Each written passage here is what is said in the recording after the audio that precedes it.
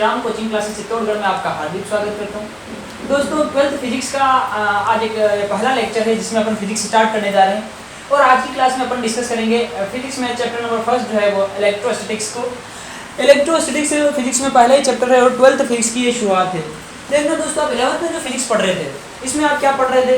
इसमें आप वेलोसिटी के बारे में पढ़ते हो, मास के बारे में पढ़ते हो, न्यूटन्स लॉ ऑफ मोशन के बारे में पढ़ते हो, फ्लूइड मैकेनिक्स पढ़ते हो, डॉपलर इफेक्ट पढ़ते हो, मतलब कहीं कहीं काइनेटिक एनर्जी, पोटेंशियल एनर्जी और रोटेशनल मोशन, इन चीज़ों के बारे में पढ़ते हो।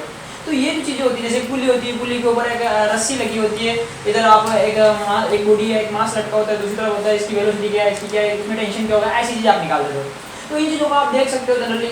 लेकिन आप 12th में जो चीज़ें पढ़ने वाले हो ये कुछ ऐसी चीज़ें होगी जो आपको आंखों से दिखाई नहीं देगी, इनको आपको महसूस करना होगा। जैसे सबसे पहले 12th की फिजिक्स की शुरुआत होती है तो जिस चैप्टर से होती है, जिस यूनिट से होती है, उसको अपन इलेक्ट्रोस्टैटिक्स कहते हैं। तो इसमें भी आपको कुछ ऐसी बातें करनी पड़ेगी, जैसे चार्ज के बारे में बात कर दी। अब चार्ज को आप देख नहीं सकते, आप में से किसी ने चार्ज को देखा नहीं है ना, उसको आप केवल महसूस कर सकते हो। जैसे एक ब्रांच है फिजिक्स की इलेक्ट्रोस्टैटिक्स, जिसमें अपन कुछ पढ़ने वाले हैं, कुछ नया पढ़ने वाले हैं जो आपने 11th में नहीं पढ़ा है, कुछ हटके है ये टॉपिक। तो आइए स्टार्ट करते हैं अपन फिजिक्स का पहला टॉपिक इलेक्ट्रोस्टैटिक्स। सीबीएसई के अंदर ये चैप्टर नंबर 1 है और इसके बाद आरबीएसई में इसको अलग अलग हिस्सों में तोड़ा हुआ है ना, कुछ चैप्टर नंबर 1 में, कुछ चैप्टर नंबर 2 में, कुछ चैप्टर नंबर 3 में, से आरबीएसई में इसके बहुत सारे टुकड़े किए हुए हैं। तो कोई बात नहीं, आइए अपन पढ़ते हैं। अपने को तो ओवरऑल चैप्टर पढ़ना है, पूरा टॉपिक पढ़ना है, तो चाहे टुकड़ों में पढ़े चाहे एक साथ पढ़े, उससे कोई फर्क नहीं पड़ता है ना। तो इलेक्ट्रोस्टैटिक्स क्या है?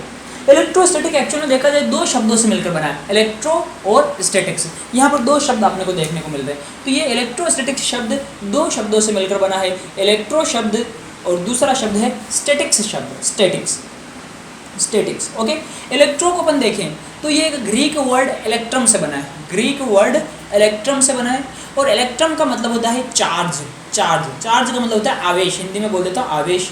ओके, और स्टैटिक्स का मतलब होता है एट रेस्ट, यानी कि हिंदी में कहेंगे विराम अवस्था में। ओके, तो अपन इलेक्ट्रोस्टैटिक्स में अपन क्या पढ़ेंगे? इलेक्ट्रोस्टैटिक्स में अपन चार्ज यानी आवेश की बातें करेंगे जो किसमें हो, विराम अवस्था में हो। इसीलिए इसको हिंदी में क्या कहते हैं? इलेक्ट्रोस्टैटिक्स को हिंदी में कहते हैं स्थिर वैद्युतिकी। तो ये फिजिक्स की एक ब्रांच है जिसमें अपन पढ़ने वाले हैं। यहाँ पर अपन जो चार्ज की प्रॉपर्टी के बारे में बात करेंगे वो रेस्ट में होना चाहिए। दोस्तों, कैसा होना चाहिए? रेस्ट में। देखना, चार्ज रेस्ट में है तो इसकी अलग प्रॉपर्टी होगी, अगर ये मोशन में है तो ये अलग प्रॉपर्टी देगा, क्योंकि अगर चार्ज मोशन में होगा तो F बराबर QBV यानी कि मैग्नेटिक फील्ड भी जनरेट करेगा।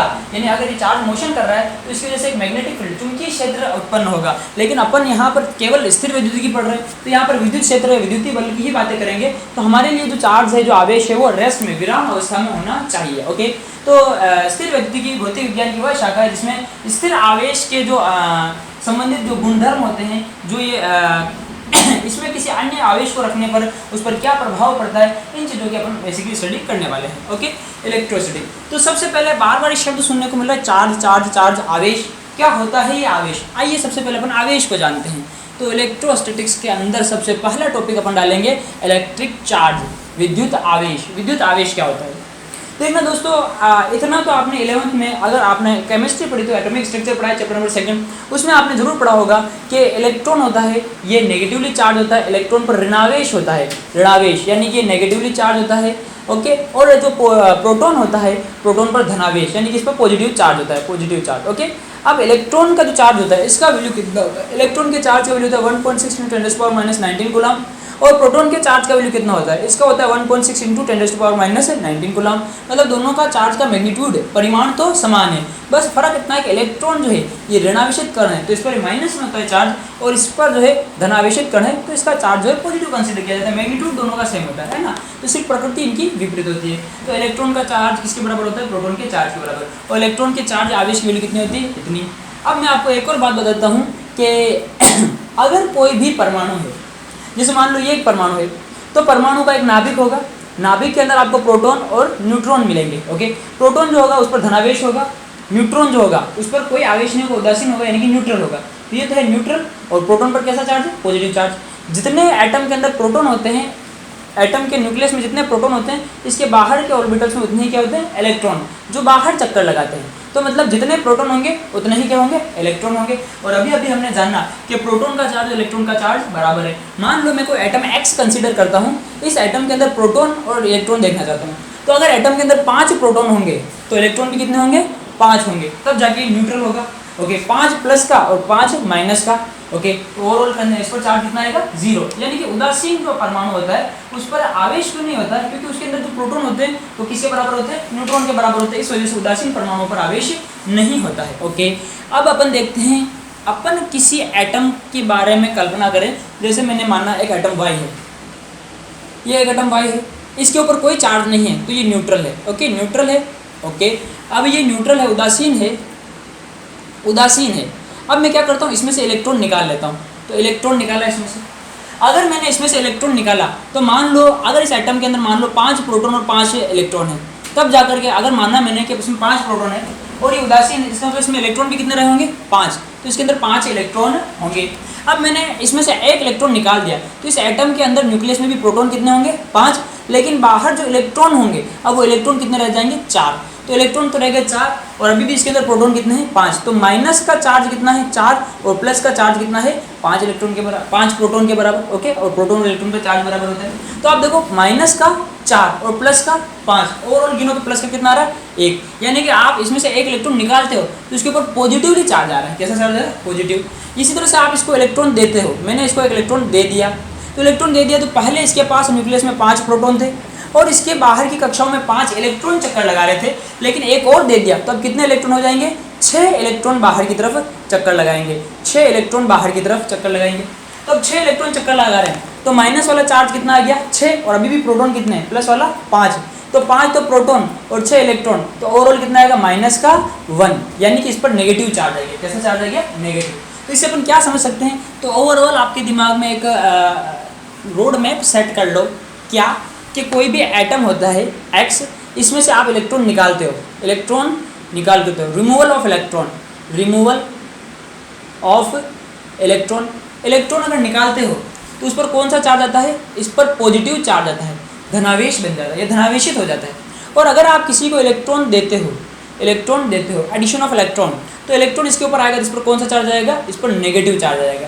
तो ये है फंडामेंटल जो बात है, आपको दिमाग में सेट रखनी है, क्या कि आप किसी के अंदर से इलेक्ट्रॉन निकालोगे तो उस पर कौन सा चार्ज आएगा, पॉजिटिव, और किसी को इलेक्ट्रॉन दोगे तो उस पर कौन सा चार्ज आएगा, नेगेटिव। इतना आप समझ गए।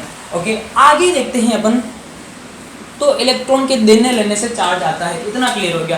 तो चार्ज क्या होता है, इलेक्ट्रॉन के देने लेने से आता है। चार्ज जो है ये एक इंट्रिंसिक प्रॉपर्टी है, फंडामेंटल प्रॉपर्टी। इंट्रिंसिक का मतलब क्या है, कि मतलब इंट्रिंसिक का मतलब ये है कि चार्ज जो है ना, ये लास्ट, इसके बाद कुछ नहीं। जैसे मास, मास की बात करें तो मास भी एक इंट्रिंसिक प्रॉपर्टी है। अब मैं बोलूँ मास है, मास किससे मिलकर बना है, आप क्या बोलोगे, मास किससे मिलकर, बस मास होता है तो होता है। इस तरह से अगर किसी के अंदर चार्ज है तो इलेक्ट्रॉन के लेने देने से चार्ज हुआ है तो है।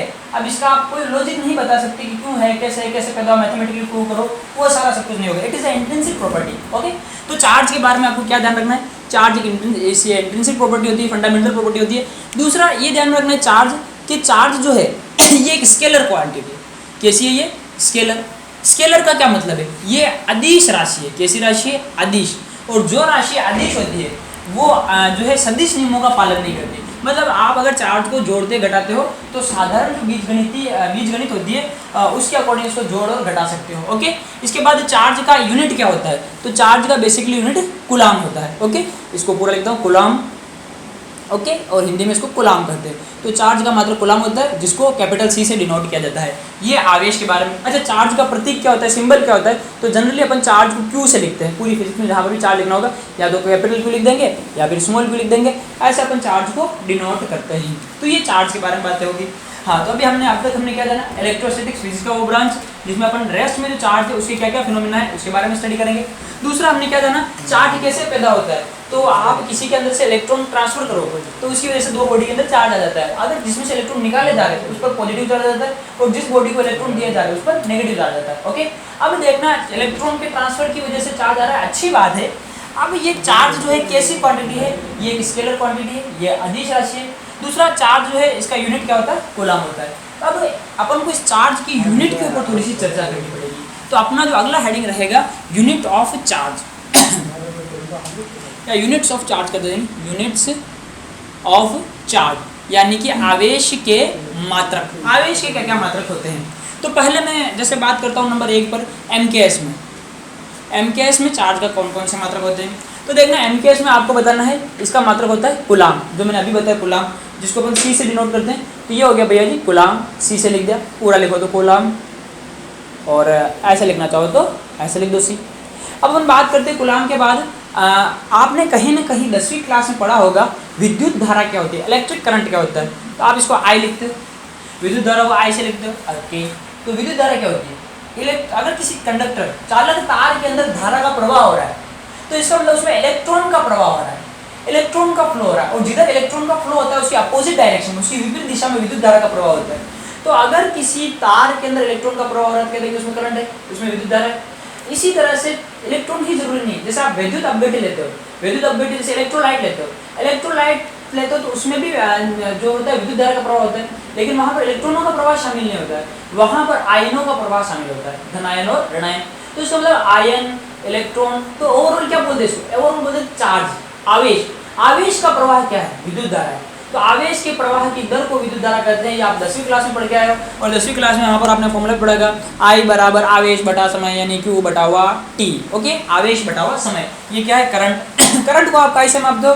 करंट को भैया जी इसको अगर आप देखो तो करंट को आप एम्पियर में मापते हो। किस में मापते हो? एम्पियर में। AMP लिख देता हूँ मैं, ये एम्पियर में करंट को मापा जाता है। अच्छा, ये आवेश है। आवेश को अभी मैंने बताया किस में मापते हैं अपन? कूलाम में। तो ये था कूलाम, सी लिख दिया, और बटा टी, टाइम क्या है? सेकंड, है ना। तो टाइम को अपन सेकंड में मापते हैं। तो आप क्या देख रहे हो? आई बराबर क्यू अपॉन टी। तो आप इसको ऐसे भी बोल सकते हो, एम्पियर बराबर कूलाम बटा सेकंड। तो आपने क्या बोला? एम्पियर जो होता है वो होता है कूलाम बटा हुआ सेकंड। अब यहाँ से आपको कूलाम निकालने की बोले तो आप कूलाम क्या लिखोगे? कूलाम बराबर एम्पियर इंटू सेकंड। तो ये कूलाम के बारे में आपको पता चला कि आप कूलाम लिख रहे हो, इस कूलाम को आप और कैसे लिख सकते हो? कूलाम को आप एम्पियर इंटू सेकंड भी लिख सकते हो, एम्पियर इंटू सेकंड। तो आवेश के मात्रक क्या होते हैं? एम्पियर्स। तो एक तो बताया हमने कूलाम, और दूसरा क्या बताया? Ampere into second. ओके, अब एक और बात करते हैं एम्पियर इंटू सेकंड। इसका डायमेंशनल फॉर्मूला यानी कि विमीय सूत्र लिखते हैं। इसका अपन क्या लिखते हैं? विमीय सूत्र, डायमेंशनल फॉर्मूला, विमीय सूत्र। तो आप इसका डायमेंशनल फॉर्मूला लिखोगे MLT, पता है ना, आप 11वीं क्लास में पहले चैप्टर में पढ़ते हो, पहले दूसरे चैप्टर में। तो वहाँ पर आप बहुत सारे डायमेंशनल फॉर्मूला रखते हो एक साथ। तो यहाँ पर रटना नहीं, डायरेक्ट आप देखो डायमेंशनल फॉर्मूला MLT, इसमें आपको लिखना है ना। M कुछ है क्या इसमें? कहीं पर भी M का कुछ आ रहा है क्या? नहीं। M 0, L का कुछ आ रहा है क्या? नहीं, L भी 0। लेकिन देखो टाइम का आ रहा है, टाइम का क्या आ रहा है? T आ रहा है सेकंड, तो T 1 और A 1, ये हो गया। तो क्या हो गया? M0 L0 T1 A1। अब इतना लंबा चौड़ा याद नहीं करना चाहोगे तो इन दोनों को मिटा दो और सिर्फ इतना याद रख लो, क्या? T1 A1। तो एमकेएस में चार्ज का जो यूनिट होता है वो क्या होता है? कूलाम या एम्पियर इंटू सेकंड। और आप इसका विमीय सूत्र या डायमेंशनल फॉर्मूला क्या बोलोगे? A1 T1। इतना आपको याद रखना है, इसका डायमेंशनल फॉर्मूला A1 T1 है। ओके, अब अपन CGS में बात करते हैं। नंबर 2 पर बात कर लेते हैं CGS में। CGS, इसमें इसकी यूनिट्स क्या क्या होती है? तो CGS में इसकी यूनिट होती है ESU, जिसको अपन क्या बोलते हैं? जिसको बोलते हैं electrostatic unit. ESU electrostatic unit. अच्छा, ESU को और क्या बोलते हैं? ESU को बोला जाता है, और इसको क्या बोलते हैं? और इसको बोलते हैं स्टेट कूलाम। क्या बोलते हैं? State coulomb. ओके, और इसको क्या बोलते हैं? और इसको फ्रैंकलिन भी बोलते हैं, फ्रैंकलिन, स्टेट कूलाम या फ्रैंकलिन। तो CGS में इसका यूनिट क्या है? ESU या स्टेट कूलाम या फ्रैंकलिन। आपको रिलेशन पता होना चाहिए कि एक कूलाम जो होता है, एक कूलाम बराबर 3 × 10⁹ स्टेट कूलाम। स्टेट कूलाम को मैं ST लिख रहा हूँ शॉर्ट में, स्टेट कूलाम, स्टेट कूलाम। तो ये आपको रिलेशन याद रखना है, क्या? एक कूलाम बराबर 3 × 10⁹ स्टेट कूलाम। इसके बाद इसका दूसरा यूनिट देखते हैं अपन, EMU को क्या बोलते हैं? इसको बोलते हैं इलेक्ट्रोमैग्नेटिक यूनिट, इलेक्ट्रोमैग्नेटिक यूनिट। इसको और क्या कहते हैं? और इसको एब्सोल्यूट कूलाम कहते हैं, absolute coulomb, absolute coulomb. Absolute coulomb. अब आपको ये रिलेशन भी याद रखना है कि एब्सोल्यूट कूलाम और कूलाम में क्या होता है। तो एक कूलाम, 10 एब्सोल्यूट कूलाम बराबर 1 कूलाम। ओहो, एक एब्सोल्यूट कूलाम बराबर 10 कूलाम, ये इसका रिलेशन है। एक एब्सोल्यूट कूलाम बराबर 10 कूलाम, ये रिलेशन आपको याद रखना है। तो कितने सारे यूनिट्स हो गए हमारे पास? एमकेएस में यूनिट कूलाम जो कि है एम्पियर इंटू सेकंड। ओके, विमीय सूत्र क्या है इसका? डायमेंशनल फॉर्मूला क्या है? T1 A1। CGS में इसका क्या है ESU को क्या बोलते हैं स्टेट कूलम, SU क्या बोलते हैं फ्रैंकलिन, जो क्या है 1 coulomb equal to 3 × 10⁻⁹ stat coulomb. और उसके बाद EMU में यूनिट क्या है इसका, EMU में इसका यूनिट है CGS में EMU क्या है इलेक्ट्रोमैग्नेटिक यूनिट, या इसको एब्सोल्यूट कूलम कहते हैं, और 1 एब्सोल्यूट कूलम बराबर 10 कूलम के बराबर होता है। ओके, अब अपन देखते हैं सबसे बड़ा यूनिट आपको कौन सा नजर आ रहा है, तो ध्यान रखना। चलो 2 यूनिट और बताता हूँ, प्रैक्टिकल यूनिट बताता हूँ तीसरी, उसके बाद देखते हैं को सबसे बड़ा छोटा कौन सा। अब अपन देखते हैं इसकी प्रैक्टिकल यूनिट क्या होती है। प्रैक्टिकल यूनिट मतलब काम में क्या ले रहे हैं ना, देखना प्रैक्टिकल यूनिट का मतलब काम में क्या ले रहे हैं। जैसे हाँ हम जानते हैं कि हम लंबाई को सेंटीमीटर में भी माप सकते हैं, लंबाई को अपन मीटर में भी माप सकते हैं, और लंबाई को अपन और सेंटीमीटर मीटर के अलावा किलोमीटर में भी माप सकते हैं। ओके, वजन को अपन ग्राम में भी तोल सकते हैं, किलोग्राम में भी तोल सकते हैं, क्विंटल में भी तोल सकते हैं, टन में भी तोल सकते हैं। अब मैं सोनार के पास जाऊँ तो देखूँ क्या सोनार किलोग्राम के हिसाब से यूज में ले रहा होगा या क्विंटल के हिसाब से यूज में ले रहा होगा, नहीं, सोनार को सोना तोलना है तो वो तो ग्राम या इससे भी कम यूनिट ग्राम में ले रहा होगा। इस तरह से मैं सब्जी लेने दूँ, भाजी लेने दूँ, तो इसमें मेरे को आलू चाहिए, कांदा चाहिए, तो ये कैसे लूँगा मैं, क्विंटल में लूँगा कि किलो में लूँगा, उस टाइम में किलो में तोलना पड़ेगा तो ज़्यादा आसान रहेगा। इसी तरह से जो बड़े बड़े अनाज के गोदाम होते हैं उनमें अनाज आता है तो ये किलोग्राम के हिसाब से तोलते हैं या ग्राम के हिसाब से तोलते हैं, क्विंटल के हिसाब से तोलते हैं, क्विंटल के हिसाब से। तो प्रैक्टिकली जो काम में ले रहा है प्रैक्टिकल यूनिट। तो यहाँ पर प्रैक्टिकल यूनिट क्या क्या काम में लेते हैं, तो चार्ज की प्रैक्टिकल यूनिट क्या है, जैसे मैं एक बताता हूँ प्रैक्टिकल यूनिट, ऊपर वाले यहाँ पर रब कर देते हैं अपन MKS वाले चार्ज की प्रैक्टिकल यूनिट। सबसे पहले इसकी प्रैक्टिकल यूनिट के बारे में बात करते हैं। यहाँ पर अपन फेराडे, इसकी एक प्रैक्टिकल यूनिट मैंने बताया फेराडे। एक फेराडे क्या होता है, एक फेराडे क्या होता है, तो एक्चुअल में फेराडे क्या होता है दोस्तों, या फिर केमिस्ट्री में भी काम आने वाला है। फेराडे जो होता है केमिस्ट्री में चैप्टर नंबर 3 इलेक्ट्रोकेमिस्ट्री में आप पढ़ने वाला है फेराडे के बारे में, फेराडे लो भी पढ़ोगे तो। हाँ, ये फेराडे, एक फेराडे किसके बराबर होता है, ये एक फेराडे जो होता है 1 मोल इलेक्ट्रॉन का चार्ज होता है। अब 1 मोल क्या होता है, इस 1 मोल को समझना जरूरी है।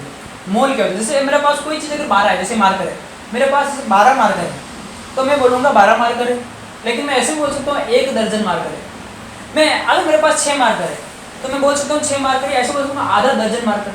इसी तरह से मेरे पास कोई वस्तुओं का समूह 6 × 10⁻23, हाँ एग्जैक्ट नहीं बोल रहा हूँ, लगभग बराबर लेके चलते, आपने कौन सा इसमें क्वेश्चन कर रहे हैं, 6 × 10⁻23 6 × 10⁻23, इसके बराबर मेरे पास कोई संख्या है, कोई चीज़ है इस संख्या के बराबर, तो उसको बोलूँगा 1 मोल है।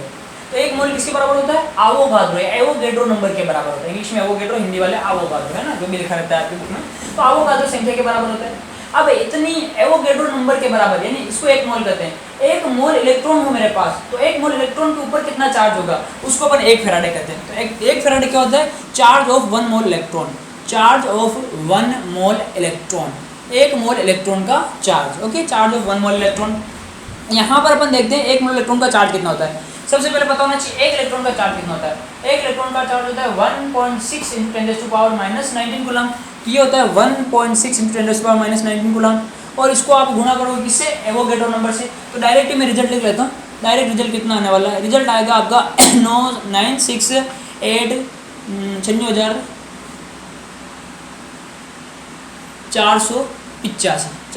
आएगा ना, 96,486 समथिंग कुछ रिजल्ट आने वाला है, एग्जैक्ट वैल्यू।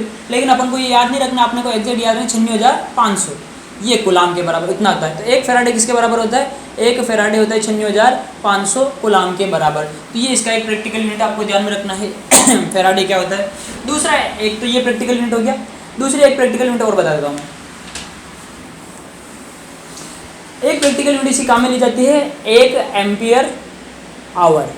एम्पियर आवर, ये एम्पियर आवर क्या होता है, इसको भी देख लेते हैं। एम्पियर आवर क्या होता है, एम्पियर, 1 एम्पियर इंटू, अगर मैं आवर को, घंटे को मैं सेकंड में चेंज करना चाह रहा हूँ, तो 1 घंटे में कितने मिनट होते हैं, 60 मिनट, इंटू 1 मिनट में कितने सेकंड होते हैं, 60, और ये लिख दिया सेकंड। ओके, तो इसको मैं क्या लिखूँगा, एम्पियर और सेकंड, ये रहा एक साथ लिख दिया, ampere into second.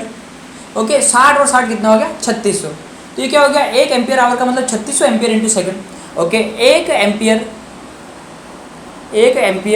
Into hour equals to 3600। अभी थोड़ी देर पहले लिखा था, अभी मैंने मिटा भी दिया यहाँ से, कि जो CGS में आपने यूनिट पढ़ी थी चार्ज की, सॉरी MKS में क्या होती है, कूलाम, और कूलाम को आप क्या लिख सकते हो, एम्पियर इंटू सेकंड। और ये क्या है, एम्पियर इंटू सेकंड, यानी एम्पियर इंटू सेकंड को क्या लिख सकता हूँ, कूलाम। तो 1 एम्पियर आवर किसके बराबर होता है, 3600 कूलाम के बराबर है। ओके, तो सारे यूनिट्स हमारे सामने हैं, चार्ज के आवेश की सारी इकाई हमारे सामने। तो 1 फेराडे है, आपके पास 1 एम्पियर आवर है, एब्सोल्यूट कूलाम है, स्टेट कूलाम है। आपसे पूछा जाए कि आवेश की सबसे बड़ी इकाई कौन सी है, लार्जेस्ट यूनिट, और आवेश की सबसे छोटी इकाई कौन सी है, तो ये आपको पता होना चाहिए। तो मैं यहाँ पर लिख देता हूँ राज्य की बात, ये राज की बात आप याद रखना, क्या स्मॉलेस्ट यूनिट ऑफ चार्ज, आप पूरा लिख लेना, smallest unit of charge, charge की सबसे छोटी इकाई कौन सी है, ओके। और दूसरी largest unit of charge, okay, largest unit of charge आपको क्या लिख रहा है, 96,500 कूलाम चार्ज इकट्ठा होगा तो 1 फेराडे बनेगा, मतलब ये लार्जेस्ट यूनिट ऑफ चार्ज कितना है, 1 फेराडे। नहीं, फेराडे जो होता है ये फेराडे जो होता है ये लार्जेस्ट यूनिट होती है चार्ज की। इसी तरह से आप देखो कि यहाँ पर आपको दिखाई दे रहा है 1 coulomb equal to 3 × 10⁹ stat coulomb, तो ये स्टेट कूलाम चार्ज की सबसे छोटी यूनिट होगी, स्टेट कूलाम चार्ज की सबसे छोटी यूनिट स्टेट कूलाम, सबसे बड़ी यूनिट फेराडे, ओके। आपको अब इन चीज़ों में कन्फ्यूजन होता है कि ये बड़ा कैसे छोटा कैसे, समझाता हूँ मैं।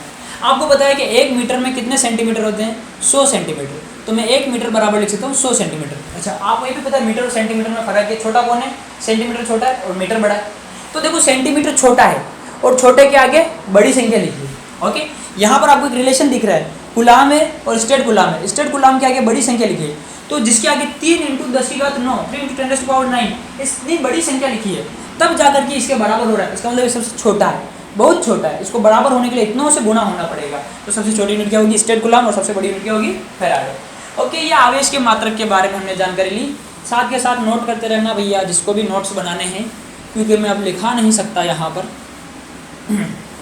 आवेश के बारे में बातें हो गई, चार्ज की बातें हो गई, अब क्या पढ़ेंगे, अब some basic properties of charge, charge के कुछ सामान्य गुणधर्म पढ़ेंगे, ओके। तो now the next heading is some basic properties of charge, some basic properties of charge, आवेश के कुछ सामान्य गुणधर्म, आवेश के सामान्य गुणधर्म क्या क्या होते हैं ये अपन पढ़ने जा रहे हैं, ओके। तो देखो आवेश के गुणधर्मों में क्या क्या आएगा, सबसे पहली बात आवेश जो है ये एक अदिश राशि है, सबसे पहली बात ये होगी। अदिश राशि के साथ आप क्या कर सकते हो, अदिश राशि के साथ आप वो कर सकते हो जो आप सदिश के साथ नहीं कर सकते, मतलब आप सदिश को सीधा जोड़ नहीं सकते, सदिश को सीधा घटा नहीं सकते, सदिश को जोड़ने घटाने के लिए सदिश नियमों का पालन करना पड़ता है। आप ए वेक्टर माइनस बी वेक्टर करते हो, आई कैप जे कैप के साथ खेलना पड़ता है। लेकिन कोई अदिश राशि है, 5 में से 3 घटाओ 2 ही आना है, तो अदिश राशियों का जोड़ बाकी गुणा भाग आसान होता है जो आप बीजगणित में करते हुए, और सदिश राशियों का थोड़ा सा मुश्किल होता है। लेकिन चार्ज कैसा है, अदिश है, इससे मतलब इसके साथ वही करोगे आप जो अदिशों के साथ करते हो वही करोगे बीजगणित में। तो सबसे पहली property charge is additive, charge is additive, आवेश योगात्मक है, हिंदी में क्या कहेंगे, आवेश योगात्मक है। अब क्यों है, इसका प्रूफ क्या देंगे, तो इसका प्रूफ अपन ये देंगे कि चार्ज जो है ये स्केलर क्वांटिटी है, और जो स्केलर क्वांटिटी होती है वो स्केलर क्वांटिटी सदिश नियमों का पालन नहीं करती, आप उसको बीजगणित के नियमों से जोड़ बाकी गुणा कर सकते हो, ओके। यहाँ पर अपन देखते हैं कैसे है, मैं इसका सबूत दे देता हूँ। जैसे Q1 चार्ज है मेरे पास, Q1 आवेश है 3 कूलम, Q2 आवेश है मेरे पास 5 कूलम, Q3 आवेश है मेरे पास -2 कूलम, और Q4 आवेश है मेरे पास -1 कूलम, इतना सारा आवेश है मेरे पास। तो मैं बोलूँ मेरे पास टोटल आवेश कितना है, Q टोटल निकालना है, तो Q टोटल चार्ज कितना है, टोटल चार्ज कितना है, तो ये होगा Q1 + Q2 + Q3 + Q4, कितना 4 तक ही था, ओके। Q1 का वैल्यू कितना है 3 कूलम, प्लस Q2 का वैल्यू कितना है 5 कूलम, Q3 का वैल्यू कितना है -2 कूलम, ये कैसा था -2 कूलम, और Q1 का वैल्यू कितना है -1 कूलम, तो ये कितना हो जाएगा 3 कूलम और 5 कूलम जुड़ के 8 कूलम, 8 कूलम में से 2 कूलम गया तो 6 कूलम, 6 कूलम में से 1 कूलम गया तो 5 कूलम, तो कितना आ गया 5 कूलम। टोटल चार्ज कितना अपने पास है 5 कूलम। ये 5 कूलम कैसे आया, आपने सिंपल सा जोड़ बाकी कर लिया, ओके। तो ये क्या है, चार्ज जो है एडिटिव है, ये अदिश राशि है, साधारण तरीके से आप इसको जोड़ सकते हो घटा सकते हो, ओके। पहला प्रॉपर्टी हो गया, चाहो तो नोट कर लो, मिटा देते हैं, ओके। दूसरी प्रॉपर्टी दूसरी प्रॉपर्टी अपन चार्ज की देखते हैं, आवेश की देखते हैं। Charge is invariant, charge is invariant. Invariant का क्या मतलब, आवेश अपरिवर्त्य, हिंदी में कहेंगे अपरिवर्त्य, आवेश अपरिवर्त्य। अपरिवर्त्य का मतलब ये है कि आवेश जो है ये चेंज नहीं होगा मोशन के साथ, मतलब गति करने के साथ चेंज नहीं होगा। तो गति करने के साथ क्या चेंज होता है, चेंज होता है मास, ओके। अल्बर्ट आइंस्टीन के अनुसार जो कोई पार्टिकल है, कोई बॉडी अगर मोशन कर रही है, गति कर रही है, तो उसका गतिक द्रव्यमान जो होगा वो उसके विराम द्रव्यमान, और ये इसमें संबंध दिया जाएगा 1 - v² / c²। ये अल्बर्ट आइंस्टीन के अनुसार सापेक्षता का समीकरण है। इसमें क्या बताया जाता है, ये m नोड क्या है, ये किसी भी बॉडी का मास है रेस्ट के टाइम पे। तो mass of body at rest, Hindi में बोलेंगे विराम द्रव्यमान। कल के वीडियो के बाद मेरे को कमेंट बहुत सारे मिले हैं और पर्सनली भी फ़ोन करके बोला है कि सर इंग्लिश ज़्यादा हो रही, थोड़ा हिंदी में बोलो। तो मैं तो वैसे ही हिंदी में ही बोलता हूँ, अब लिखता भी हिंदी में, ओके। तो ज़्यादातर हिंदी में लिख रहा हूँ, मैं इंग्लिश भी साथ साथ जितना जितना ट्रांसलेट होता है वो कर रहे हैं साथ के साथ। कहीं पर भी प्रॉब्लम है बताते रहना ऐसे, जैसे कल एक बच्चे ने बता दिया था। हाँ, यहाँ पर देखते हैं मास m क्या है, ये गतिक द्रव्यमान यानी मोशन के टाइम का मास, गतिक द्रव्यमान, मास इन द मोशन। तो मोशन करता है उस टाइम पे मास, और ये विराम अवस्था में तो उस टाइम पे मास m नॉट बटा हुआ under the root 1 minus v square बटा सी स्क्वायर। अब इसको समझते गए, आप जब मोशन करते हो उस टाइम पे आपका जो मास है, आपका जो द्रव्यमान है वो इंक्रीज हो जाता है, बढ़ जाता है, और रेस्ट के द्रव्यमान की तुलना में। मतलब कोई भी बॉडी अगर मोशन करेगी तो उसका मास रेस्ट के मास से ज़्यादा होगा। तो आप बोलोगे ऐसा नहीं हो सकता, हमने तो कभी महसूस ही नहीं किया। तो महसूस इसलिए नहीं किया क्योंकि आपका मास इतना ज़्यादा भी नहीं होता है कि आप महसूस कर पाओ। क्यों? यहाँ पर फॉर्मूले में क्या आ रहा है, ये वस्तु का विराम द्रव्यमान, m नोट क्या है, विराम द्रव्यमान, विराम द्रव्यमान, और m क्या है, गति का द्रव्यमान, गति की अवस्था में द्रव्यमान। अब गति की अवस्था में द्रव्यमान क्या होगा, under m not upon under root 1 minus v square upon c square. यहाँ पर c क्या है, c जो होता है ना एक्चुअल में ये स्पीड ऑफ लाइट है, speed of light. Speed of light का मतलब होता है प्रकाश की चाल, हिंदी में इसको कहेंगे अपन प्रकाश की चाल। प्रकाश की चाल कितनी होती है, 3 × 10⁸ मीटर प्रति सेकंड, ओके, 3 × 10⁸ मीटर पर सेकंड, इतनी तेजी से प्रकाश चलता है। तो ये प्रकाश की चाल है और उसका स्क्वायर हो रहा है इस फॉर्मूले में, प्रकाश की चाल का स्क्वायर, और ऊपर क्या है, जो बॉडी मोशन कर रही है उसका चाल है ना। तो जो बॉडी चल रही है, गति कर रही है, जो उसकी चाल कितनी है। अब आप और मैं चलते हैं तो हमारी चाल कितनी हो सकती है, आपकी और मेरी चाल 1 मीटर पर सेकंड, 2 मीटर पर सेकंड, 3 मीटर पर सेकंड, 10 मीटर पर सेकंड, इतनी हो सकती है, ओके। मान लो बाइक लेके चल रहे, कार लेके चल रहे, 80-100 किलोमीटर पर आवर, इतने पहुंच गए अपन। क्या कभी भी अपन प्रकाश की चाल की तुलना में चल पाएंगे क्या, नहीं। मतलब ऊपर वाली वैल्यू बहुत कम होगी, बहुत ज़्यादा कम होगी, प्रकाश की चाल की तुलना में हमारी चाल बहुत ही कम है, और बटे नीचे प्रकाश की चाल है, अब दोनों का ही स्क्वायर है। अब ऊपर तो छोटी वैल्यू और नीचे बहुत बड़ी वैल्यू, तो ये वैल्यू लगभग बराबर किसकी आएगी, 0, लगभग बराबर कितनी होगी, 0, ओके। ये लगभग बराबर 0, तो 1 माइनस 0 करोगे तो कितना होगा, 1 ही रहेगा, और 1 का रूट कितना होगा, 1 ही होगा। तो ये क्या बन जाएगा, m बराबर m नोड, ओके। तो हमारे लिए m और m नोड सेम होता है, क्यों, क्योंकि अपन इतनी तेजी से नहीं चल पाते हैं, इतनी तेजी से अपन नहीं चल पाते हैं। लेकिन जो रिलेटिव पार्टिकल्स होते हैं, जो सापेक्षिक कण होते हैं, उनकी चाल इतनी ज़्यादा होती है कि वो प्रकाश की चाल के तुलनात्मक होती है। मैं नहीं कहता प्रकाश की चाल के बराबर है, ज़्यादा है, कब ऐसा कुछ नहीं कहता, मैं कहता हूँ प्रकाश की चाल के तुलनात्मक। जैसे इलेक्ट्रॉन की आप कहीं कहीं देखोगे तो वहाँ पर 10⁻6 आ जाएगा, तो आप 10⁸ को 10⁻6 से कंपेयर कर सकते हो, उसके आसपास है, लेकिन हम तो उसके आसपास भी नहीं पहुँचे, हमारे पास तो पावर 1 के बराबर या 2 के बराबर भी नहीं आ रहा है, ओके। तो कहाँ से तुलना करेंगे हम, है ना। तो हम बहुत पीछे हैं, अभी हमारे पास स्पीड ऑफ लाइट नहीं है। स्पीड ऑफ लाइट होगी उस टाइम पे ये फॉर्मूला वैलिड होगा, यानी ये फॉर्मूला हमारे लिए वैलिड नहीं है कि इलेक्ट्रॉन के लिए, प्रोटॉन के लिए, या फिर जो रिलेटिव पार्टिकल्स होते हैं जैसे बीटा पार्टिकल्स वगैरह, इनके लिए ये वैलिड होगा, क्योंकि वो इस स्पीड से चल लेते हैं, हमारी इतनी स्पीड नहीं है। तो उनका जो होगा वो विराम द्रव्यमान अलग होगा, रेस्ट के टाइम पर उनका मास अलग होगा, और उनका गति का द्रव्यमान अलग होगा, ओके।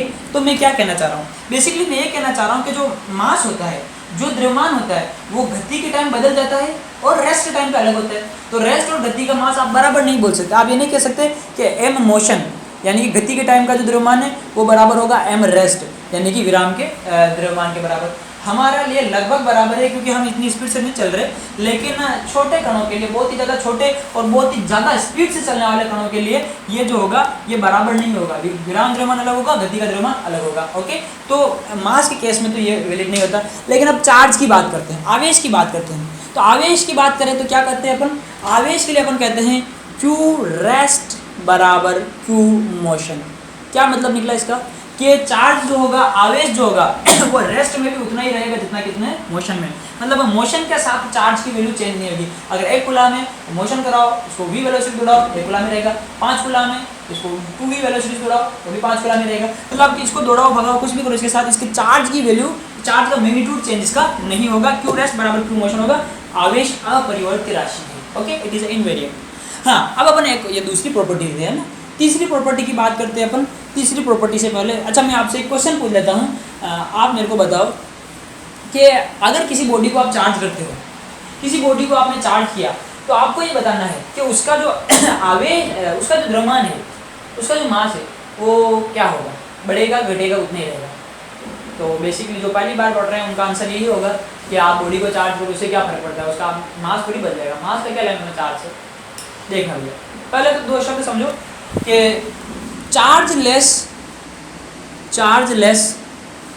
पार्टिकल ऐसा यूनिवर्स में पॉसिबल है कि नहीं, चार्जलेस पार्टिकल यानी कि ऐसा पार्टिकल जिसके ऊपर चार्ज ना पॉसिबल है कि नहीं है। ओके, तो ऐसा पॉसिबल है, ओके, ऐसा पॉसिबल है। क्यों? आपने इलेक्ट्रॉन लिया भी नहीं, तो न्यूट्रल का चार्ज कितना, जीरो। जिसके पास चार्ज नहीं उसको बोलेंगे चार्जलेस पार्टिकल। तो चार्जलेस पार्टिकल पॉसिबल होते हैं। अब मैं बोल दूँ मासलेस पार्टिकल, मासलेस, चार्जलेस लिखा हुआ ना, मासलेस पार्टिकल, द्रव्यमानहीन कण पॉसिबल है? नहीं है, इट इज़ नॉट पॉसिबल। क्या बोल दिया ये?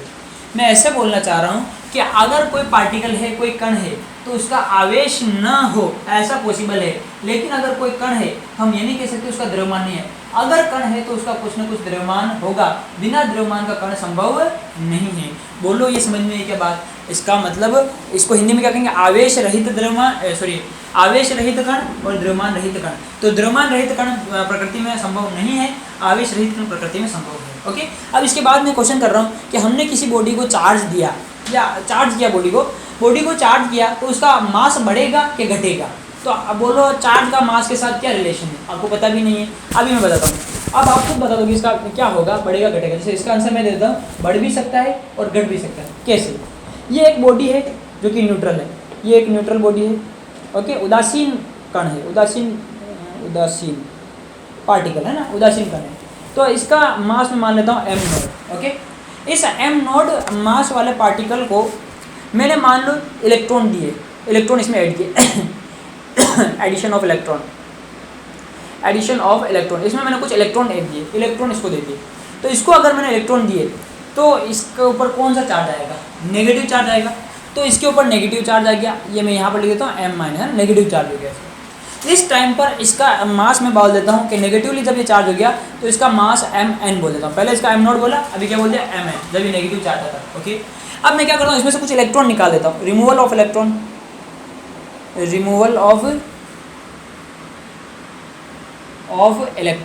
इसमें से कुछ इलेक्ट्रॉन निकाल दिए। अब मैंने इसमें से इलेक्ट्रॉन निकाले तो इसके ऊपर कौन सा चार्ज आएगा, पॉजिटिव चार्ज आएगा। तो इसका मास में mp बोल देता हूँ, यानी पॉजिटिव वाले का मास और नेगेटिव वाले का मास। ओके, अब इनके मास में क्या अंतर होगा अपन देखते हैं। तो सबसे पहले तो आप देखो कि आपने इसमें से इलेक्ट्रॉन निकाला है, किसी बॉडी में से इलेक्ट्रॉन निकाला है, तो इलेक्ट्रॉन का कुछ ना कुछ तो वजन होता होगा, बिल्कुल होता है। आप अपनी कॉपी की छत पे लिख लेना, क्या लिख लेना कि जो इलेक्ट्रॉन होता है, इस इलेक्ट्रॉन का चार्ज कितना होता है। तो इलेक्ट्रॉन का जो चार्ज होता है ये आपको नींद में भी याद होना चाहिए, कितना होता है, 1.6 × 10⁻⁻19 कूलाम, ये इलेक्ट्रॉन का चार्ज होता है। इस तरह से इलेक्ट्रॉन का मास भी आपको पता होना चाहिए। अगर आप 12th के स्टूडेंट और साइंस के स्टूडेंट हो तो आपको इलेक्ट्रॉन का कम से कम इलेक्ट्रॉन का मास और चार्ज तो याद होना ही चाहिए, और बाकी सबके भी होने चाहिए, प्रोटॉन न्यूट्रॉन के। तो यहाँ पर इसका मास कितना होता है, इसका होता है 9.1 × 10⁻31 kg, ये इसका मास होता है इलेक्ट्रॉन का। तो इलेक्ट्रॉन का मास है, इलेक्ट्रॉन का चार्ज। ओके, तो इलेक्ट्रॉन का भी कुछ ना कुछ मास है, 9.1 × 10⁻31 kg, -31 तो बहुत कम हो, तो बहुत कम है, फिर भी है तो है ना। आपने इलेक्ट्रॉन निकाला इसमें से, सॉरी इसको इलेक्ट्रॉन दिया, आपने इलेक्ट्रॉन दिया, भले ही चिन्ना सा दिया, लेकिन इसके मास में कुछ ना कुछ तो बढ़ोतरी हुई होगी। ओके, तो इसके मास में अगर बढ़ोतरी हुई है तो ये इसका m नोड है और ये mn है, m नोड एंड mn। आपको बताना है कि दोनों में ज़्यादा कौन सा होगा। तो देखो इसका पहले कुछ मास था, उसमें आपने इलेक्ट्रॉन ऐड किया, यानी थोड़ा सा मास और ऐड कर दिया, तो अब इसका मास mn है, तो बोलो कौन सा ज़्यादा होगा, mn ज़्यादा होगा। ओके, अब अपन इसमें बात करते हैं, इसमें से आपने इलेक्ट्रॉन निकाले हैं, इसमें से इलेक्ट्रॉन निकाले बॉडी में से, तो ये इसका मास m नोड है और ये इसका पॉजिटिव चार्ज वाली बॉडी का mp है। तो इसमें से जब आप इलेक्ट्रॉन निकालते हो, इलेक्ट्रॉन निकाले तो इसमें इलेक्ट्रॉन की कमी हुई, इसके मास की कमी हुई, मास में भी तो कुछ ना कुछ कमी होगी, तो इसमें किसका ज़्यादा होगा, m नोड का। ये लो जी, तो आप देखना कि न्यूट्रल बॉडी को अगर आप नेगेटिवली चार्ज कर दो, न्यूट्रल बॉडी को आप नेगेटिवली चार्ज कर लो तो उसका मास बढ़ जाता है, उसका मास क्या होता है, बढ़ जाता है। और एक न्यूट्रल बॉडी को आप पॉजिटिवली चार्ज करो तो उसका मास क्या होता है, घट जाता है मास घट के दिख रहा है। अब देखना बहुत सौ को ये भ्रम होता है कि नेगेटिव चार्ज इलेक्ट्रॉन को देने की वजह से आता है, और बहुत से सोचते हैं कि पॉजिटिव चार्ज प्रोटॉन देने की वजह से होता है।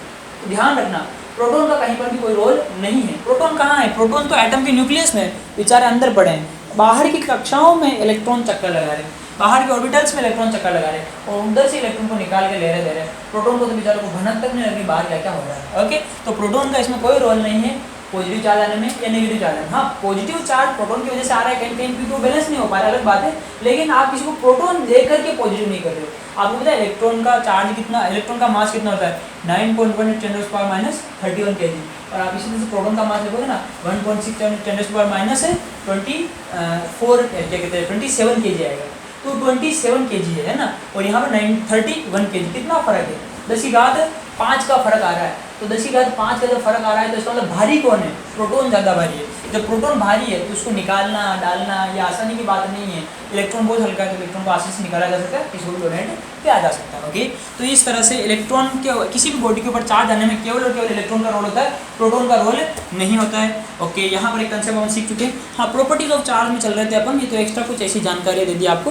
फिर से आ जाओ, अपन बात करते हैं इसकी बेसिक प्रॉपर्टीज ऑफ चार्जेस की। कितनी हो चुकी थी, 1 2 हो चुकी थी, अब तीसरी प्रॉपर्टी की बात करते हैं। तीसरी प्रॉपर्टी क्या है, charge is quantized. Charge quantized होता है, क्वांटाइज्ड का क्या मतलब है, हिंदी में कहेंगे आवेश क्वांटीकृत होता है। क्वांटीकृत शब्द का क्या मतलब निकालेंगे अपन, क्वांटीकृत शब्द का मतलब होगा दोस्तों का ना सबसे पहले आप देखो कि यहाँ पर एक बॉडी है, इस बॉडी को मैंने ए बोल दिया, और एक बॉडी है, इस बॉडी को मैंने बी बोल दिया। इसमें से मैंने कुछ इलेक्ट्रॉन निकाले और इस बॉडी को दिए। ओके, मैंने एक इलेक्ट्रॉन निकाला, ज़्यादा नहीं, एक इलेक्ट्रॉन निकाला, एक इलेक्ट्रॉन बॉडी ए से निकाल के बॉडी बी को दिए। तो इसके अंदर तो इलेक्ट्रॉन निकले, तो इस पर कौन सा चार्ज आना चाहिए, पॉजिटिव, और इस पर कौन सा चार्ज आना चाहिए, नेगेटिव। अच्छा, वो किसके बराबर आएगा, एक इलेक्ट्रॉन के चार्ज के बराबर। हाँ, इस एक इलेक्ट्रॉन के चार्ज को बेसिकली क्या बोलता हूँ, ई, ये इसको मैं ई बोल रहा हूँ। जहाँ पर मैं ई लिखता हूँ ना, उस ई का मतलब क्या है 1.6 × 10⁻⁻19 कूलम्ब। ओके, तो यहाँ पर मैं ई लिख रहा हूँ। एक इलेक्ट्रॉन को आपने इधर डाला तो एक इलेक्ट्रॉन के बराबर चार्ज आएगा, तो इस पर कितना चार्ज आएगा, प्लस का ई, क्योंकि एक इलेक्ट्रॉन इससे कम हुआ है, और इसका इलेक्ट्रॉन इसके पास गया तो एक इलेक्ट्रॉन के आने के बराबर चार्ज है नहीं, माइनस का ई।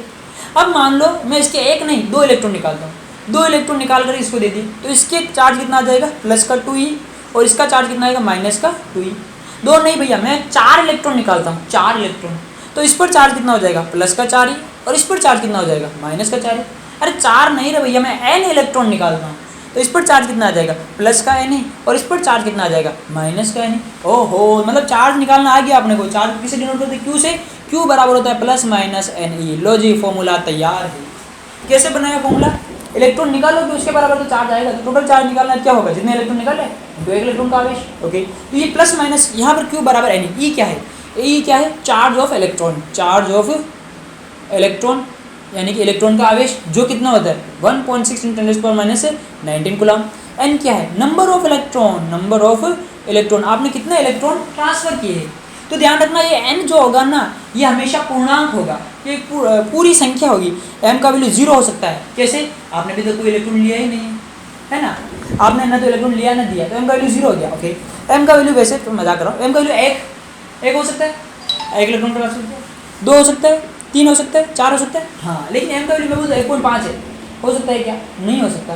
m का वैल्यू 1.6 नहीं हो सकता, m का वैल्यू 2/3 नहीं हो सकता, मतलब ये भिन्नात्मक नहीं हो सकता, और पॉइंट में नहीं हो सकता, है ना, फ्रैक्शनल नहीं हो सकता, ये पॉइंट्स में नहीं हो सकता, लेकिन पूर्णांक होगा। ओके, 0 लिख दिया तो 0 का मतलब क्या है, 0 का मतलब आपने ना तो इलेक्ट्रॉन लिया ना इलेक्ट्रॉन दिया, तो न्यूट्रल बॉडी है। ओके, तो फिर कोई चार्ज नहीं होगा, क्योंकि यहाँ पे 0 रख दोगे तो सब कुछ क्या हो जाएगा, 0। तो आप क्या समझोगे इससे कि चार्ज किसके बराबर होता है, जितने इलेक्ट्रॉन लिए दिए उसके बराबर होता है। चार्ज इज क्वांटाइज्ड, इसका मतलब जितना भी चार्ज पैदा होगा वो एक इलेक्ट्रॉन के चार्ज के पूर्ण गुणज के रूप में होगा। ओके, जैसे मैं बोल सकता हूँ कि मेरे पास ही मार्कर है, तो मेरे पास कितने मार्कर है, तो एक मार्कर है, दूसरा मार्कर है, तीसरा मार्कर है, चौथा मार्कर है, डिब्बा किधर गया, खत्म हो गया। हाँ जी, इतना ही बहुत है, 4 मार्कर है। मैं ऐसा तो नहीं बोल सकता मेरे पास 3.5 मार्कर है, ज़्यादा नहीं हो सकता ना, ये हमारा एक बोर्ड है, 12 क्लास में 12 बोर्ड है, मैं ऐसे नहीं बोल सकता हमारे पास 12.5 बोर्ड है, आधा नहीं, ऐसा नहीं हो सकता। इलेक्ट्रॉन भी पूरा का पूरा होगा ना, इलेक्ट्रॉन आधा कैसे होगा, इलेक्ट्रॉन पूरा ही होता है। इसी तरह से जो n का वैल्यू फिर क्या होगा, पूरा का पूरा ही होगा, है ना। क्या इलेक्ट्रॉन का वैल्यू माइनस में हो सकता है कि नंबर ऑफ इलेक्ट्रॉन माइनस में नहीं हो सकता? ओके, तो ये ध्यान रखना, ये मत सोचना कि n माइनस प्लस, ये आगे तो लग रहा है, वो माइनस प्लस नेचर को बता रहा है कि इसको तो इलेक्ट्रॉन मिला है तो इस पर माइनस चार्ज आ रहा है, मतलब नेगेटिव, इसने इलेक्ट्रॉन दिया इस पर पॉजिटिव, तो प्लस माइनस तो नेचर को बता रहा है। ओके, तो n का वैल्यू क्या होगा? 0 1 2 3 4 पूर्णांक के रूप में n की वैल्यू होगी। बोलो आपको आवेश का क्वांटीकरण समझ में आया? इसको कहते हैं आवेश का क्वांटीकरण। ओके, कि जो भी कुछ होगा वो इस ई इलेक्ट्रॉन की, यानी ई के इलेक्ट्रॉन के चार्ज के पूर्ण गुणज के रूप में होगा, 1 2 3 4 5 6 7 8 9 10 इस तरह से। ओके, आवेश का क्वांटीकरण इस तरह से होता है। अब मैं एक सवाल करता हूँ, उम्मीद करता हूँ आप मेरे को जवाब दोगे, कमेंट करके बताना क्या जवाब आता है आपका। ओके, पहले मैं जो मैंने अभी समझाया, आवेश क्वांटीकृत होता है, आवेश इज क्वांटाइज्ड, इसको मैं यहाँ पर लिख देता हूँ। क्या लिख देता हूँ? Q बराबर प्लस माइनस एन ई, ये फॉर्मूला मैंने अभी बनाया, यहाँ पर लिख देता हूँ। ओके, यहाँ पर अपन कुछ और क्वेश्चन देखते हैं। जैसे एक क्वेश्चन है कि एक कुलाम चार्ज होता है ना, बार बार बोलो कुलाम कुलाम, एक कुलाम, एक कुलाम चार्ज में कितने इलेक्ट्रॉन शामिल होते हैं? Number of electron in 1 coulomb charge, 1 coulomb charge. Okay, Hindi वालों के लिए एक कुलाम आवेश में कितने इलेक्ट्रॉन होते हैं? ओके, तो बेसिकली सब कमेंट करके फटाक से बताएंगे 1 इलेक्ट्रॉन होता है, क्योंकि मैं जब भी क्लास में पढ़ाता हूँ सबका आंसर ये रहता है सर 1 इलेक्ट्रॉन। पहली बार पढ़ते हो तो एक ही देते हैं आंसर, है ना, तो ध्यान रखना इसका आंसर 1 नहीं है। एक कुलाम चार्ज में 1 इलेक्ट्रॉन नहीं होता है भैया। क्यों? क्योंकि 1 इलेक्ट्रॉन का चार्ज कितना है? 1.6 इंटू 10⁻⁻19 कुलाम, मतलब आपको एक कुलाम चार्ज के अंदर नंबर ऑफ इलेक्ट्रॉन बताने हैं। तो ये क्या पढ़ा है, यहीं से तो आएगा। सॉल्यूशन करते हैं इसका, क्या सॉल्यूशन होगा इसका सॉल्यूशन होगा भैया जी Q बराबर एन ई, और प्लस माइनस नहीं बता रहा मैं। ओके, Q बराबर एन ई, एन बराबर क्या होगा फिर? Q अपॉन ई, एन बराबर Q क्या है? चार्ज, कितना चार्ज बोला? 1 कुलाम, ये रहा 1 कुलाम, अपॉन में ई क्या है? चार्ज ऑफ इलेक्ट्रॉन, इलेक्ट्रॉन का चार्ज कितना है? 1.6 इंटू 10⁻⁻19 कुलाम, तो ये थे 1c अपॉन 1.6 इंटू 10⁻⁻19 कुलाम। ओके, अब अपन देखते हैं यहाँ पर, ये कुलाम से तो कुलाम गया, तो n बराबर क्या आ जाएगा?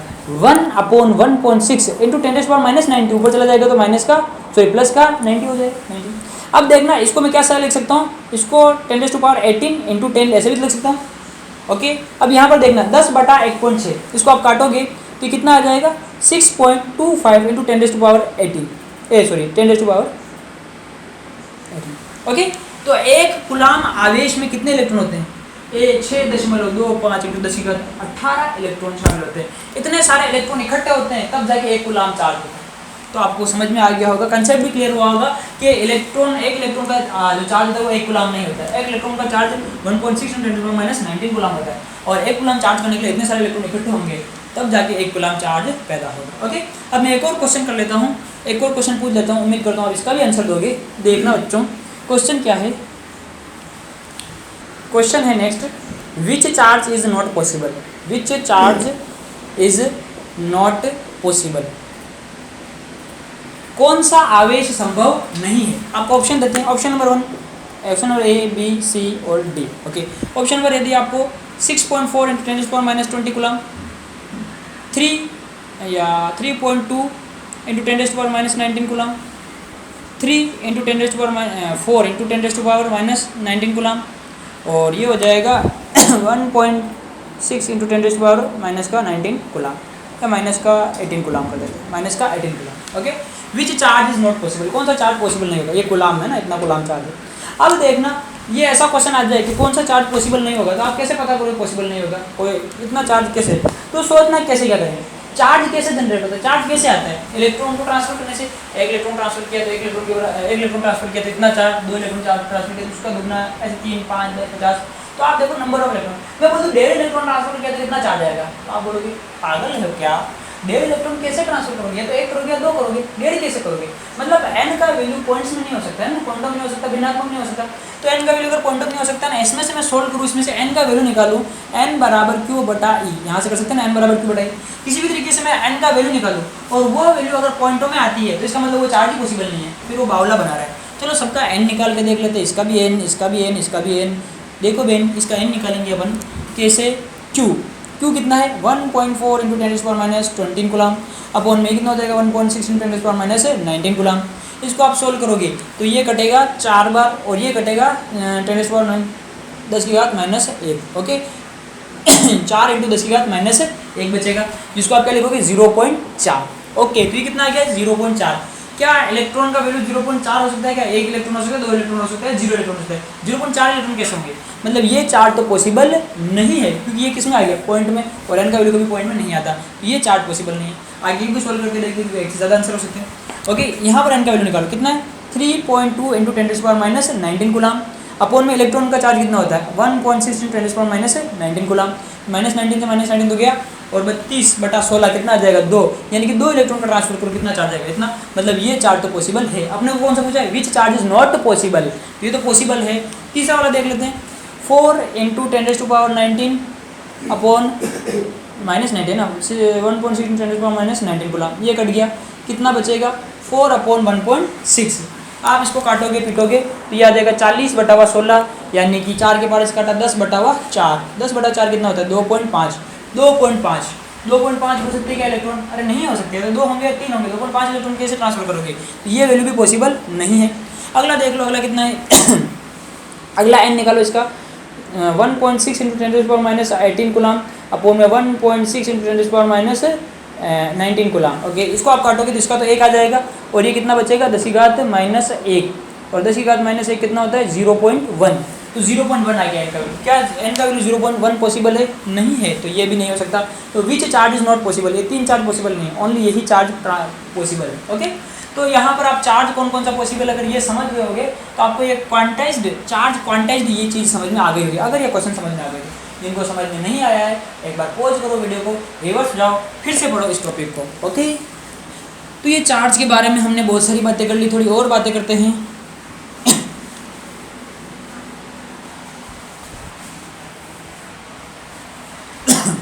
हाँ जी, तो सबसे पहला हमने क्या पढ़ा? चार्ज एडिटिव है। दूसरा क्या पढ़ा? चार्ज इनवेरिएंट है। तीसरा क्या पढ़ा? चार्ज क्वांटाइज्ड है, क्वांटाइज्ड हो गया। अब चौथा क्या पढ़ते हैं? चार्ज जो होता है ना, चार्ज, ये सेम चार्ज जो होते हैं ना, सेम चार्ज, ये सेम चार्ज। देखो, चार्ज के ऊपर डायरेक्ट बात नहीं करता हूँ, तुमने चार्ज देखा नहीं ना, मैग्नेट के ऊपर बात करता हूँ। आपने मेंढक देखी? मेंढक नहीं, मैग्नेट देखी, मैग्नेट चुंबक। ये इसका नॉर्थ पोल होता है, ये इसका साउथ पोल होता है। इस मैग्नेट के पास आप एक दूसरा मैग्नेट लेके आओ जिसका ये साउथ पोल है। चुंबक में ध्रुव होता है ना, उत्तरी ध्रुव, दक्षिण ध्रुव, उसकी बात कर रहा हूँ। तो ये मैग्नेट का नॉर्थ पोल है, ये मैग्नेट का साउथ पोल है। अब आप नॉर्थ पोल के पास में साउथ पोल लेकर के आओगे, इन दोनों में प्यार होगा कि दुश्मनी, अट्रैक्ट होंगे कि रिपल होंगे, ये एक दूसरे की तरफ आकर्षित होंगे, यानी इनमें क्या होगा? प्यार। अब देखना, आप नॉर्थ वाले के पास में कौन सा लेके आ जाओ? नॉर्थ वाला लेके आ जाओ, तो क्या होगा? ये से दूर भागेगा, इनमें अट्रैक्शन होगा कि रिपल्सन होगा? प्यार की दुश्मनी, तो इनमें रिपल्सन होगा, इसमें दुश्मनी। तो मतलब सेम सेम साथ में आ जाए तो दुश्मनी, और अपोजिट साथ में आ जाए तो प्यार। सेम एज आप चार्ज को लेके आओगे, +q चार्ज और +q चार्ज दोनों को पास में लेके आओ, या फिर -q चार्ज या -q चार्ज दोनों को पास में लेके आओ। तो जब सेम चार्ज पास आएंगे तो इनमें प्यार होगा कि दुश्मनी होगी? इनमें दुश्मनी होगी भैया, दुश्मनी। मैं तेरा दुश्मन, दुश्मन तू मेरा, तू भी +q चार्ज, मैं भी +q, तू भी -q, मैं भी -q, दूर हटो सारे। ओके, अगर एक -q चार्ज होगा और एक +q चार्ज होगा, इन चार्जेस को जब आप पास लेके आओगे तो इनमें प्यार होगा कि दुश्मनी होगी? भैया जी, इनमें तो प्यार होगा, ये इसके पास अट्रैक्ट होगा। ओके, तो -q चार्ज और +q चार्ज अपोजिट चार्जेस पास आना चाहते हैं और सेम चार्जेस दूर जाना चाहते हैं। ओके, तो ये आपको ध्यान रखना है, हमेशा याद रखना है। चार्ज का एक और, चार्ज के बारे में एक और प्रॉपर्टी है कि सेम चार्ज जो होंगे वो एक दूसरे को रिपल करेंगे। ओके, और अपोजिट चार्ज होंगे वो एक दूसरे को अट्रैक्ट करेंगे। ओके, तो इनमें यहाँ पर प्यार होगा, जब अपोजिट आ जाएगा तो प्यार होगा, सेम आएगा तो दुश्मनी होगी। 4 पॉइंट हो गए। 5वां पॉइंट पढ़ते हैं अब प्रॉपर्टी के लिए। इसकी 5वीं प्रॉपर्टी चार्ज की। हाँ जी, चार्ज की जो 5वीं प्रॉपर्टी है, 5वीं प्रॉपर्टी क्या है चार्ज की? कि आप किसी भी कंडक्टर को, कंडक्टर हिंदी में कह देता हूँ मैं चालक, किसी भी चालक को अगर आप आवेश देते हो तो चालक को दिया गया आवेश उसकी सतह पर रहता है। कहाँ पर रहता है? सतह पर। मैं प्लस वैसे बता रहा हूँ, मैंने प्लस चार्ज दिया। तो आप किसी भी चालक को जो आवेश देते हो वो आवेश उसकी सतह पर रहता है। तो चार्ज ऑन सरफेस, अंदर नहीं जाता, सतह पर रहता है, मतलब उसकी सरफेस पर होता है, उसके आयतन में नहीं जाता। क्यों? क्योंकि कंडक्टर को जो किसको कहते हैं? चालक को, जो चार्ज का करंट का फ्लो होने देता है। तो अगर आपने चार्ज को अंदर छोड़ा तो अंदर सेम चार्ज जाएंगे तो उनमें रिपल्सन होगा और दोनों एक दूसरे से दूर भाग जाएंगे, और वापस सारे के सारे कहाँ जाएंगे? सरफेस पे। और सरफेस पे भी चार्ज पास है तो दूर भागना चाह रहे हैं, लेकिन आप सरफेस को छोड़ के जाएंगे कहाँ? इस वजह से अगर आप वॉल्यूम में किसी को छोड़ते हो चार्ज को तो चार्ज सरफेस पर आ जाता है। तो कंडक्टर की वॉल्यूम के अंदर चार्ज नहीं होता, चार्ज हमेशा कंडक्टर की सरफेस पर होता है। ये पांचवा पॉइंट हो गया।